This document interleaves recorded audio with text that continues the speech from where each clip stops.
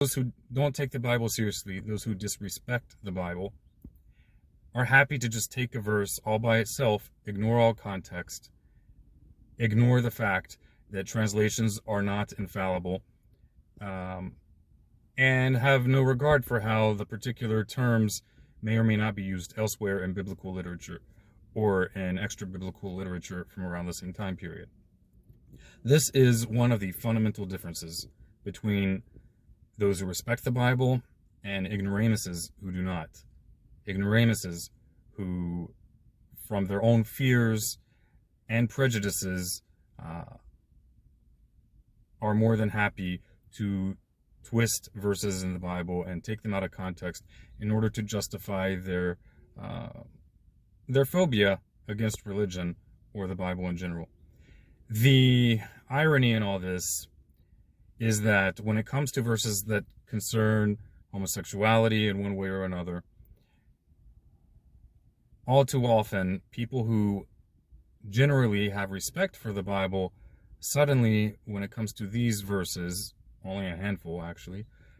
they gleefully and self-righteously jump into the camp of those who disrespect the Bible, somehow deluding themselves into thinking that joining hand in hand with those who hate the Bible and applying their irrational approach to the Bible is going to make them righteous and protect them from iniquity somehow. What I mean by this is that in the same manner that religious people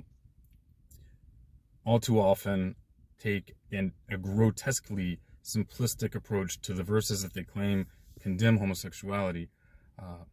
they all too often lay aside the principles of hermeneutics, lay aside the sophistication and the interconnectivity of the various passages in the Bible, and gleefully adopt the irrational and immature approaches of those who hate the Bible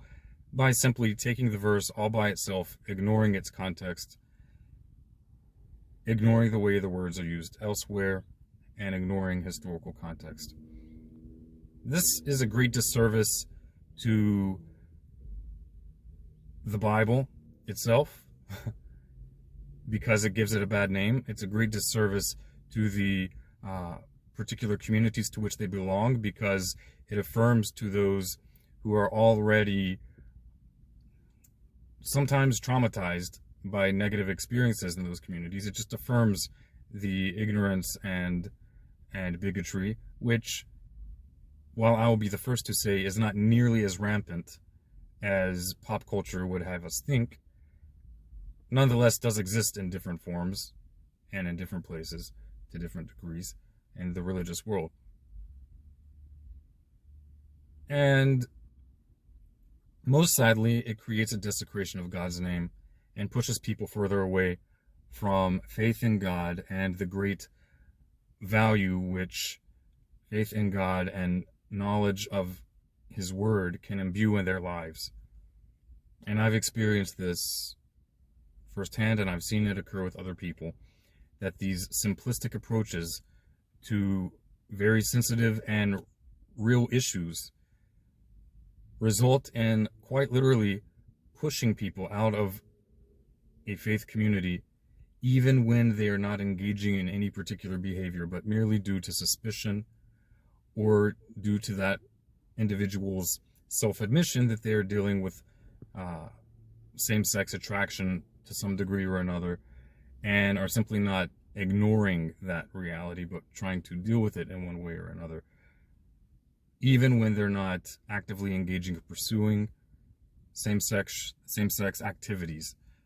I have seen multiple times and experienced myself bigoted, hateful, hypocritical, and sinful, unholy behavior towards such people by individuals who imagine themselves to be righteous and doing the work of God.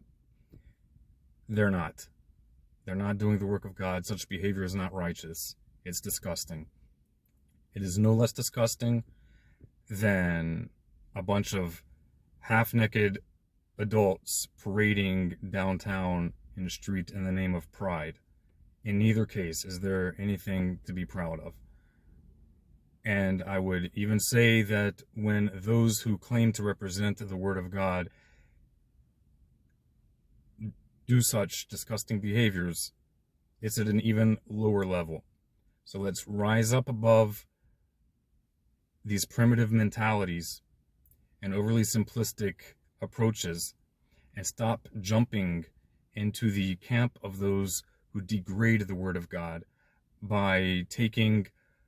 grossly simplistic and irrational views of verses when they are verses that make us uncomfortable. Let's be consistent. Let's be consistent in our taking the Bible seriously, giving consideration to context, to word usage, and being overall,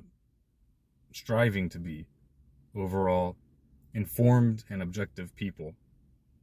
People who do not rush to judgment about things about which we know little,